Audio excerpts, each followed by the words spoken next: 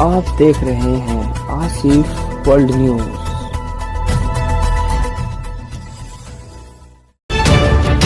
हिंदू मुस्लिम पर सरदार जी क्या बोले, सुनिए जरा, सबको सुनना चाहिए। मुसलमानों को टाइट करेंगे, सालों को अब की बार बताएंगे। इनकी जो टोपी लगती है ना, जालीदार टोपी, इनकी टोपी के नीचे सबको सनातनी बनाएंगे। ये वापसी होगी घर। इतनी सी बोलने की देर है, ठप्पा ठप्पा ठप्पा ठप्पा ठप्पा फूल खिल गया। बड़ा सिंपल सा फॉर्मूला ये है कि हिंदू नेता मुस्लिम को गाली देगा, मुस्लिम नेता पलटवार करेगा, उस पलटवार के बाद आम जनता मुसलमान कौम की सड़कों पे आएगी, सरकार बुलडोजर चलाएगी, हिंदू नाचेगा अंधभक्त और वो वोट देगा। इतना सा फॉर्मूला है, एक फॉर्मूला। मैं क्या कहना चाह रहा हूँ, सरकार के जीतने का, मुसलमान कौम को टारगेट करवाने का और हिंदुओं को भी बेवकूफ बनाने का बड़ा सिंपल सा फॉर्मूला है।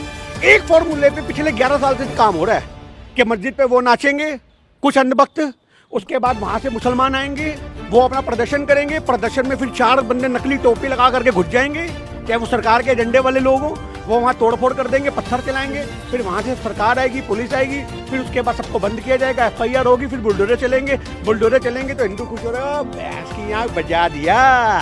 अब तो धनाधन बीजेपी, अब तो धनाधन, यही फॉर्मूला तो है साहब। कैसे देखते हैं कि बरेली में हिंसा भड़कती है, FIR होती है दनादन, उसके बाद अब बुलडोजर चल रहा है। देखिए, सबसे बड़ी बात है, बुलडोजर एक्शन का तो शुरू से हम लोग विरोध करते आए हैं।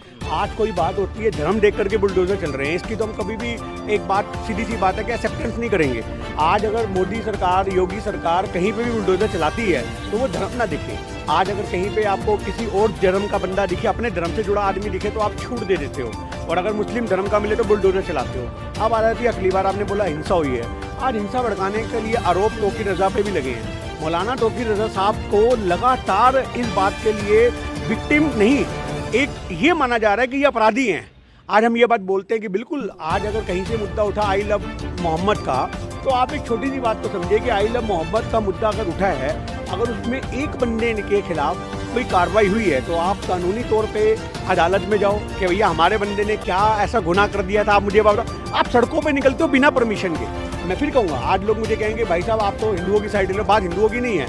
आज कानून व्यवस्था जो चीज़ है हमारे देश के अंदर, बेशक मैं कहता हूँ पार्शलिटी हो रही है। जब आपको ये बात भली बात ही पता है कि एक सरकार आपके खिलाफ है, वो मौका देख रही है कि आपको फंसाने का। जैसे अगर आज कबूतरों को दाना डाला जाता है, वो आएंगे तो हम जाल बिछा करके कबूतरों को पकड़ लेंगे, तो आज ये क्या है, आज ये जबरदस्ती दाना डाला जाता है। आप इस बात को समझ रहे हो, और उसमें मुसलमान जो हैं कौम के लोग कूद पड़ते हैं, फंस जाते हैं, और उसके बाद ऊपर से वो जाल फेंक के इनको सबको पकड़ लेते हैं। आज मुसलमान कौम कब से ये चीज़ देखती आ रही है कि ये सरकार हमारे खिलाफ है। वो जान करके ऐसी जो बयान है वो देते हैं, उनको पता है हम ऐसे बयान देंगे, सड़कों पे आएंगे, इसके बाद इनकी तुड़ाई करेंगे, ये शांत बैठेंगे नहीं। अब हम ये नहीं कहते कि मुसलमानों को डर के रहो, हम ये भी नहीं कहते कि आप दबके रहो, हम ये भी नहीं कहते कि आप अपने नबी और अल्लाह के खिलाफ सब कुछ सुनते रहो। हम ये कहते हैं कि अगर कोई ऐसा एक्शन हुआ है तो जिस बंदे के खिलाफ हुआ है उसके लिए कानूनी लड़ाई लड़ने के लिए आपके नेता आगे हैं, उसके लिए आपके जो मौलाना है वो आगे हैं, वो भड़काऊ बयान ऊपर जोर देते हैं। आज मुसलमानों के साथ जो भी आपको ऐसा माहौल देखने को मिलता है, बुलडोजर चलते हैं, कुछ भी होता है, इसके लिए अगर जिम्मेदार कोई है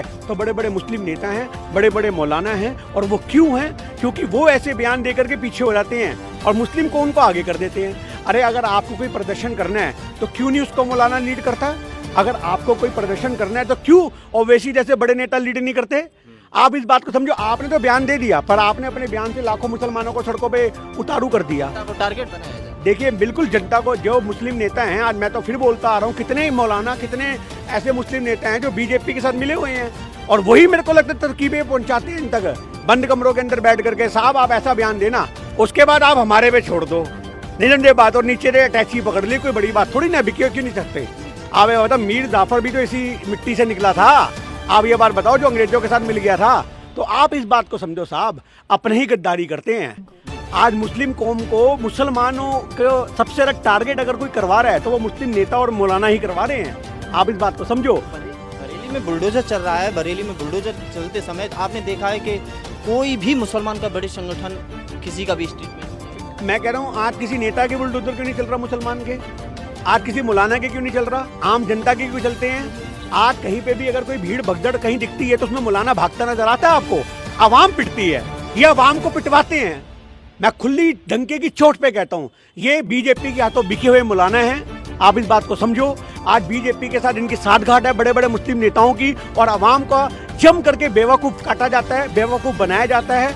मुस्लिम कौम अपने अल्लाह से, अपने नबी से बहुत प्यार करती है, इसमें कोई दो राय नहीं। आज आप भी करोगे, हम भी करेंगे, पर आज उस कौम में कुछ ऐसी चीज़ें हमें देखने को मिलती है कि शिक्षा का अभाव, जो 2 मिनट में भावनाओं को उकसा दिया जाता है। आप इस बात को समझ रहे हो? और कुछ मौलानाओं के बयान ऐसे होते हैं, अगर आज कोई सिख कौम से जुड़ा हुआ हो या हिंदू धर्म से जुड़ी हुई कोई बात हो, तो आज की डेट में उन मौलानाओं का या जो बाकी हमारे धर्म से लोग जुड़े हुए होंगे, वो उसको शांतिपूर्वक तरीके से हैंडल करेंगे। शांतिपूर्वक तरीके से हैंडल कहाँ करते हैं? ये तो मरने काटने की बात पे सड़कों पे कहते हैं, अब ये होगा, अब जंग होगी, अब फलाना होगा, हम डरपोक नहीं हैं, अपने नबी के आगे हम ये करेंगे, अरे तलवारें लेके निकलेंगे, सर तन से जुदा कर देंगे। ये सारे बयान जब दिए जाते हैं तो छोटा छोटा बच्चा, आप इस बात को समझ रहे हो? आई लव मोहम्मद की जो पोस्टर मैं कहता हूँ, बिल्कुल नबी से प्यार करो। We all are Indian and we all love Mohammed. हम उनका सम्मान करते हैं, इसमें कोई दो राय नहीं है, पर आप इस बात को समझो, एक सम्मान होता है और एक आप अपने एजेंडे पे धर्म को ला करके खड़ा कर देते हो। तो मौलाना हो या जो आपका मुस्लिम नेता हो, उनको इन चीज़ों से फायदा मिलता है। मैं आपको फिर बोलूँगा, हिंदू बड़े बड़े जो नेता हैं, जो बड़े बड़े इनके संत बन के बैठे हुए हैं, जो आपको पता होगा नरसिंहानंद क्या नाम है, जो लगातार इस्लाम खत्म करने की बात भी करता है, उसके बस की कुछ नहीं है, पर वो जान के ऐसा बयान देता है। उसको पता है मैं ऐसा बयान दूंगा, कोई ना कोई मुस्लिम नेता बोलेगा, उसके बाद वो सड़कों पे आएंगे, उसके बाद बुलडोजर चलेंगे, हिंदू खुश होंगे और हिंदू वोट देंगे। बड़ा सिंपल छोटा सा फॉर्मूला है, काट के आगे लगा ना आप। बड़ा सिंपल सा फॉर्मूला ये है कि हिंदू नेता मुस्लिम को गाली देगा, मुस्लिम नेता पलटवार करेगा, उस पलटवार के बाद आम जनता मुसलमान कौम की सड़कों पे आएगी, सरकार बुलडोजर चलाएगी, हिंदू नाचेगा अंधभक्त और वो वोट देगा। इतना सा फॉर्मूला है, एक फॉर्मूला। मैं क्या कहना चाह रहा हूँ, सरकार के जीतने का, मुसलमान कौम को टारगेट करवाने का और हिंदुओं को भी बेवकूफ बनाने का बड़ा सिंपल सा फॉर्मूला है। एक फॉर्मूले पे पिछले 11 साल से काम हो रहा है कि मस्जिद पे वो नाचेंगे कुछ अंधभक्त, उसके बाद वहां से मुसलमान आएंगे, वो अपना प्रदर्शन करेंगे, प्रदर्शन में फिर 4 बंदे नकली टोपी लगा करके घुस जाएंगे, चाहे वो सरकार के एजेंडे वाले लोग हों, वो वहाँ तोड़फोड़ कर देंगे, पत्थर चलाएंगे, फिर वहाँ से सरकार आएगी, पुलिस आएगी, फिर उसके बाद सबको बंद किया जाएगा, FIR होगी, फिर बुलडोजर चलेंगे तो हिंदू खुश हो रहे हो, भैंस की आँख बजा दिया। अब तो धनाधन बीजेपी, अब तो धनाधन, यही फॉर्मूला तो है साहब। आप मुझे बताओ इसमें नया क्या है? इतनी सी बात क्या मुस्लिम कौम को समझ में नहीं आ रही? क्या इतनी सी बात हिंदू कौम को समझ में नहीं आ रही? हिंदुस्तान का बुरा, यानी कि राजनेता इसमें गेम खेल रहे हैं। राजनेता ही तो गेम खेलते आए हैं आज तक। अंग्रेजों ने क्या किया था? हिंदू और मुसलमान को भिड़वा करके पूरे भारत के 2 टुकड़े कर दिए। आप उस बात को समझो, उसी दूसरे में तीसरा बांग्लादेश और निकल गया। तो आप इस बात को समझो, वो भी ये बात जानते थे कि हिंदुस्तान की कमजोर नस्ल, भारत में रहने वाले लोग की कमजोर नस्ल धर्म है। ये अंग्रेजों ने पकड़ ली थी नस्ल कि इनकी कमजोर नस्ल सिर्फ धर्म है, और धर्म की नस्ल दबाओ, इनको आपस में भिड़वाओ। और आज तक वो सियासत हमारे देश में चलती आ रही है। अगर हम कोई पढ़ी लिखी बात कर देना तो उसके बाद हमें कहते हो गद्दार है साला, पाकिस्तानी है, देखो खालिस्तानी है। अरे भाई सच्चाई को कबूलो, भाई सच्चाई को कबूलो। सच्चाई ये है कि तुम धर्म के नाम पे अंधे हो, हम अंधे नहीं है। हमारा ईश्वर, हमारा अल्लाह हो या राम हो या वाहिगुरु हो, वो इतने कमजोर नहीं है कि आप गाली दे दोगे तो मेरे वाहिगुरु का सम्मान कम हो जाएगा, आप गाली दे दोगे तो अल्लाह का सम्मान कम हो जाएगा। एक आदमी के गाली देने से क्या धर्म छोटे हो जाएंगे साहब? आज वो धर्म सोचो कितना बड़ा है जिसको लोग गाली दे करके अपनी सियासत चला रहे हैं। मुसलमानों को तो खुश होना चाहिए इस बात पे कि तुम्हारे धर्म को टारगेट करके आज हिंदुस्तान में नेता बने बैठे हैं, वरना उनकी औकात क्या, पानी ना पूछे उन्हें कोई। और आज वो सोने के कड़े कूड़े पहन करके घूम रहे हैं, विदेशों में घूम रहे हैं, हेलीकॉप्टर की यात्राएं कर रहे हैं। किसकी वजह से? अरे तुम्हारे इस्लाम की वजह से भाई। तुम्हारे डंके की चोट में खुश होने वाली बात है। जैसी सोच सरदार गिरनी की है, ऐसी हर भारतीय की अगर हो जाए तो देश का कुछ हो सकता है। देश में तरक्की कम, नफरत ज़्यादा बढ़ रही है। सरदार जी ने 3 जनों को तबीयत से धोया। पहला है मुस्लिम, दूसरा है हिंदू, तीसरी है सरकार। सरदार जी के पूरे भाषण सुनकर जाएं, देखिए उन्होंने क्या क्या कहा। यही का बयान है गवई साहब का कि हमारे देश में जो बुलडोजर चल रहा है वो सुप्रीम कोर्ट के खिलाफ चल रहा है। आदेश देने के बाद भी बुलडोजर याचिका, जनहित याचिका डाली इन्होंने। आप इनसे भी पूछो, ये सारे ही ऐसे हैं। मैं आपको फिर बोलना चाह रहा हूँ, अगर बुलडोजर चल रहा है, आप तो जज की बात कर रहे हो, जो आप इतने बड़े पैनल में बैठे हुए हो, सरकारी आदमी हो, बड़े बड़े वकील हैं। आज आप ही के चैनलों पे बड़े बड़े वकील भी भाषण देते फिरते हैं। इनमें से कितनों ने जनहित याचिका डाली? आप बताओ। PLI डाली कोर्ट में कि नहीं साहब बुलडोजर लोगों ना, इनको भी फेमस होना है साहब। इनको भी फेमस होना है, मैं सुप्रीम कोर्ट का वकील, मैं फलाना, मैं ढिमकाना, मैं यहाँ का जज, इनको चाहिए हमें चेहरा चमके। आप इस बात को समझो। अभी जैसे धीरेन्द्र शास्त्री ने बयान दिया कि पाकिस्तान में आग तो लगी हुई है और हम तो कहते हैं पाकिस्तान को हमारे में आके मिल जाओ। अरे कहाँ रखेगा भैया, तू बता कहाँ रखेगा? तुम उसके बाद कह रहे हो पीओके को तो हम हासिल कर लेंगे। अभी जब हासिल करने की बात थी तो मोदी जी नतमस्तक हो गए, सरेंडर कर दिया वहाँ पे। आप इस बात को समझो ना, जब मौका था पहलगाम हमले वाली बात पे तो युद्ध क्यों नहीं लड़ा? उस समय तुम सरेंडर करते फिर रहे हो, बाद में तुम बयान दे करके हिंदू समाज के लोग खुश करते फिर रहे हो वोट के लिए सिर्फ। क्यों भाई, क्यों? कब तक चलेगा ये हमारे देश के अंदर? सर, योगी आदित्यनाथ का बयान है कि लातों के देव बातों से नहीं मानते हैं, और दूसरा एक बयान ये भी है कि उन्होंने कहा है कि जिस तरह से बरेली में पिटे हो उसी तरह से पीटे जाओगे। तो इसी बयान से तो वो सियासत में है और उनको लोग पसंद क्यों करते हैं? अगर आप किसी से पूछो योगी जी की 4-5 उपलब्धियां बता दो तो वो एक ही बार बोले मुसलमानों को टाइट करता है। चाहे हिंदू बेरोजगारी से भूखा मर रहा हो, उन्हें कोई मतलब नहीं है, मुसलमान टाइट हो रहा है भाई, मुसलमान को टाइट कर दे योगी जी ने, शाबाश शाबाश। आज हिंदू कितना परेशान है। एबीवीपी के छात्र किसका संघ है? भाजपा का संघ है। आज वो संघ यूपी के अंदर जब बेरोजगार की मांग करता है तो उनको लठ मारे जाते हैं गिरा करके स्टूडेंटों को। आप इस बात को लगाओ।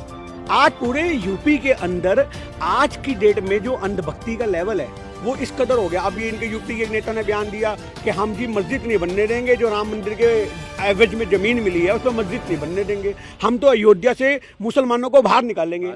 आप पॉसिबल है कि आप मुझे बताओ, पॉसिबल है क्या? ये हिंदू समाज को समझ में नहीं आ रहा कि ये इससे तुम्हारे सामने उनके पास कोई डंडा नहीं, ना वो नालियां साफ कराएंगे, ना वो गटर साफ कराएंगे इनके एमएलए, ना वो वहाँ पे विद्यालय बनाएंगे, ना डिस्पेंसरी बनाएंगे, ना वो रोजगार के लिए काम करेंगे, वो कुछ नहीं करेंगे, तुम्हारा फुद्दू काटेंगे।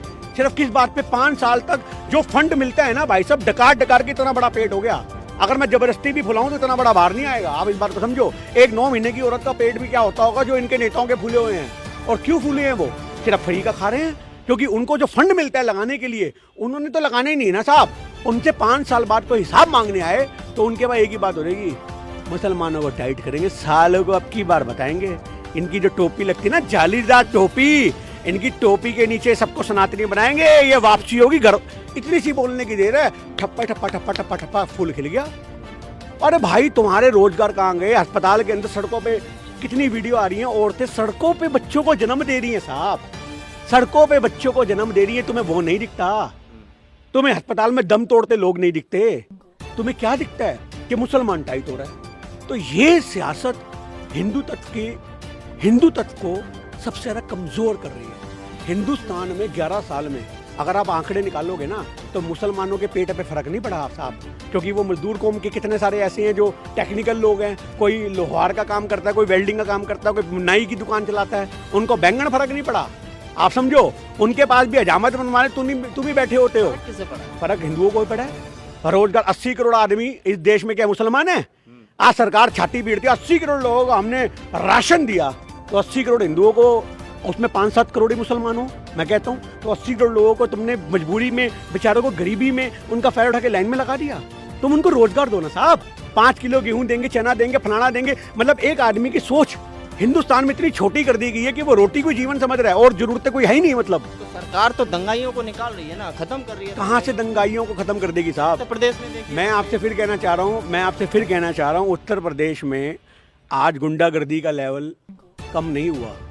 फर्क इतना है कि छांट के खबरें लाई जाती हैं। जिन खबरों में मुस्लिम कौम के लोग इन्वॉल्व होते हैं ना, वो खबर टीआरपी के लिए फटाफट से जादी ने ये किया, फलाने ने ये किया, और सारे यूट्यूबर भी एक्टिव रहते हैं और नेशनल मीडिया भी एक्टिव रहता है। तो लोगों को लगता है कि भाई यही लोग आतंकी हैं, यही लोग ऐसा कर रहे हैं। इसके अलावा अगर कोई होती तो नीचे हेडलाइन चलती है, समझ रहे हो? फलाना शर्मा ने, फलाने चौधरी ने, फलाने डिमकाने ने अपनी बीवी को मारा, बच्चों को मारा, जहर दे के मारा, इसका गला काट दिया, उसका गला काट दिया। बाकी जो खबरें होंगी वो नीचे स्क्रॉल होकर चलेंगी एक लाइन में, और अगर कोई दूसरी होगी तो मुस्लिम टोपी के जिहादी ने ये किया, ऐसे करके पूरा पोस्टर बनाया जाएगा, तो ब्रेकिंग न्यूज चलाई जाएगी। तो आज की डेट में मैं आपसे फिर कहना चाह रहा हूँ साहब कि हिंदू समाज से ही हमारी विनती है कि भाई तुम्हारा ही बुरा हो रहा है, आप इस बात को समझो। लेकिन मीडिया में चल रहा है, मीडिया कह रहा है कि योगी आदित्यनाथ ने बरेली को बचा लिया, नहीं तो जल जाता। देखिए मैं आपसे फिर कहना चाह रहा हूँ, जलाने वाले भी कौन थे? इन्हीं के लोग थे। आज तौकीर रजा साहब को ये बात नहीं पता क्या आज हमारे देश में जितने भी हिंदू मुस्लिम दंगे होते हैं पहले भी उनके खिलाफ एक्शन हुआ 2010 के अंदर? क्या उनको नहीं पता? आपको समझना पड़ेगा साहब कि मुस्लिम मौलानाओं का इस्तेमाल होता है। आप समझ रहे हो, इसमें बहुत शक्ति है गांधी के नोटों में। आज 2 आज आपको देखने को मिल रहा है गांधी को भले सोशल मीडिया पे गाली दी है 2 अक्टूबर को, और उसी के आगे योगी जी भी ऐसे नतमस्तक हो रहे हैं, अगले कमरे में जाके बेशक गोडसे को भी कोरे सॉरी भाई साहब गलती हो गई। आप बात समझ रहे हो बात। और इसी देश में आपको राजघाट पे आपको बापू की समाधि के आगे प्रधानमंत्री भी ऐसे करते नजर आए, फूल चढ़ाते नजर आए। ये गांधी की ताकत है, आप इस बात को समझ रहे हो। और यही गांधी जो नोटों पे छपे हुए हैं उसकी ताकत है, जिन्हें लक्ष्मी माता लोग कह तो देते हैं, इसमें बाप बड़ा ना भैया, सबसे बड़ा रुपया। आप समझ रहे हो बात। तो मुस्लिम कौम को अगर कोई बेच रहा है ना, बेच, तो वो बड़े बड़े मौलाना बेच रहे हैं, आज बड़े बड़े मुस्लिम नेता बेच रहे हैं। आप इस बात को याद रखो। चाहे मैं कहता हूँ आप किसी के दीवाने बन जाओ, आप सड़कों पे अगर पिटोगे ना तो ना ओवैसी बचाने आएगा ना कोई मौलाना बचाने आएगा। आप याद रखना इस बात को, याद रखने वाली बात है। आप कुछ भी कहते रहो, किसी भी नेता की आप पूंछ पकड़ लो, मैं ये नहीं कहता, पर आज आपको बचाने कौन आएगा? आपका विवेक, आपकी बुद्धि। तो बरेली में जिस तरह से बुलडोजर चला, विपक्ष के तमाम नेता गए, लेकिन वहाँ पे लॉ एंड ऑर्डर के चलते हुए। देखिए मैं आपसे फिर कहना चाहूँगा, बुलडोजर अगर चल रहे हैं तो क्या मुस्लिम कौम के लोगों को ये बात नहीं पता थी कि बुलडोजर चलेंगे? उनको भी पता थी। उनको धर्म के नाम पे इतना ज़्यादा उग्र बना देती है सियासत कि उनको लगता है कि अगर हम मर भी जाएंगे तो भी हम पीछे नहीं हटेंगे। पर ये समझदारी थोड़ी ना है। आप एक सत्ता से टकरा रहे हो, आप इस बात को समझो। आज गांधी जी का नाम इतना बड़ा क्यों है? मैं फिर बोलूँगा, क्योंकि वो इतनी बड़ी सियासत से टकराए अंग्रेजों की, पर उन्होंने हिंसा का प्रयोग नहीं किया। तुम्हें ये बात क्यों नहीं समझ में आती? मैं कहता हूँ अगर 10 यहाँ मुसलमान खड़े हुए हैं, 11वां आदमी टोपी लगा के खड़ा हो गया, किसको पता कौन था वो, कौन से धर्म का था? और वही आकर के कुछ भी ठू ठा ठा कर दे तो वो 10 के 10 भी पिटेंगे।